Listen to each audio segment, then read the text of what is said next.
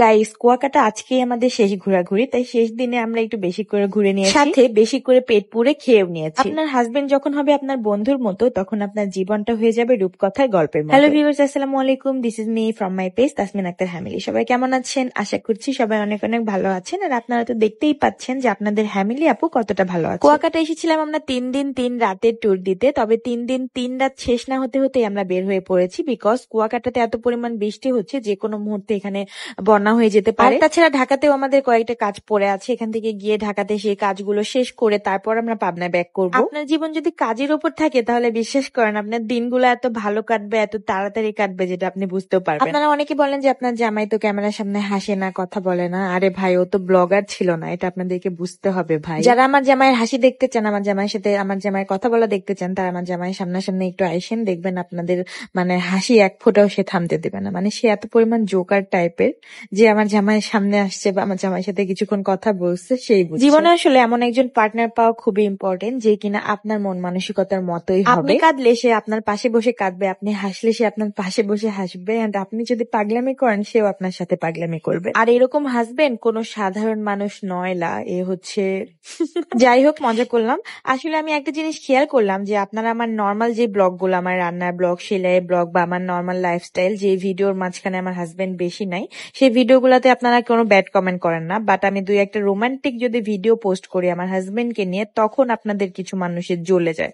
কেন ভাই, আপনাদের কি অন্যের ভালো দেখলে গা জ্বলে? অন্যের ভালো থাকা দেখলে কি আপনাদের সহ্য হয় না? যদিও এই ধরনের কমেন্ট হাজারে 2-3টা আপু অ্যান্ড ভাইয়া করে, বাট এই তো কত সুন্দর সুন্দর আপু অ্যান্ড ভাইয়ারা কমেন্ট করে যে তোমরা ভালো থাকো সবসময়, সারা জীবন এভাবেই দেখতে চাই। এত সুন্দর সুন্দর কমেন্ট কি করতে ইচ্ছা করে না আপনাদের? আচ্ছা, তোমরা প্রতিনিয়তই আমাকে ইনবক্স করো যে আপু চুলের সমস্যার জন্য কোন প্রোডাক্ট ব্যবহার করতে পারবো। আচ্ছা, তোমরা কি জানো না যে আমাদের চুলের সকল সমস্যার সমাধানের জন্য শুধুমাত্র আমার একটা হেয়ার কম্বোই যথেষ্ট। আমার এই হেয়ার কম্বো ব্যবহার করে কত আপুরা ভাইরাল হয়ে যাচ্ছে, আমার হেয়ার কম্বোর রিভিউ দিচ্ছে, হাজার হাজার কাস্টমার রিভিউ আমার পেজেও শেয়ার করা আছে। শুধুমাত্র বড়রাই উপকার পাচ্ছে না ভাই, আমাদের প্রোডাক্টটা ব্যবহার করে 1 বছর থেকে শুরু করে ছোট বড় ছেলে মেয়ে সবাই ব্যবহার করে উপকৃত হচ্ছে, এবং তুমিও উপকৃত হতে পারো, বিকজ আমাদের প্রোডাক্টটি কিন্তু সম্পূর্ণ বিএসটিআই অনুমোদিত। আমার একটাই কথা, শুধু শুধু পার্লারে গিয়ে চুল রিবন্ডিং করে নষ্ট না করে একবার হলো আমাদের হেয়ার প্রোডাক্টটা ব্যবহার করে দেখো, কাজ না হলে টাকা ফেরত দিয়ে দিই। প্রোডাক্ট অর্ডার করতে 1 টাকা অ্যাডভান্স করতে হবে না, ফুল ক্যাশ অন ডেলিভারিতে পুরো বাংলাদেশে আমরা হোম ডেলিভারি দিয়ে দিব। বাংলাদেশের যেই প্রান্তেই থাকো না কেন, একদম বাসায় গিয়ে প্রোডাক্টটি তোমাদের হাতে পৌঁছে দিবে। আর একটা কথা, আমাদের হেয়ার প্রোডাক্ট অর্ডার করার জন্য অবশ্যই আমার এই হ্যামিলি ফ্যাশন হাউস পেজটাতে ইনবক্স করতে হবে, আর আমার ফেস প্রোডাক্টের জন্য অবশ্যই আমাদের এই নক্ষত্র ফ্যাশন হাউস পেজে ইনবক্স করতে হবে। শুধু চুলের সমস্যার সমাধান না, একসাথে তোমরা পেয়ে যাচ্ছ মুখের সমস্যার সমাধানও। আমাদের এই ফেস প্যাকটি সম্পূর্ণ অর্গানিক, তাই মুখের যত ধরনের সমস্যা আছে সবকিছুর জন্য শুধুমাত্র একটা প্রোডাক্টই যথেষ্ট। সো আমি 2টা পেজে ক্যাপশনে মেনশন করে রাখছি, তোমাদের যার যেটা দরকার খুব তাড়াতাড়ি পারচেজ করে ফেলো। এখানে আপনাদের আনরোমান্টিক ভাইয়াকে একটু রোমান্টিক ভিডিও করানোর ট্রাই করতেছিলাম, আর আমরা খুবই মজা করতেছিলাম এই ভিডিওটা করার জন্য।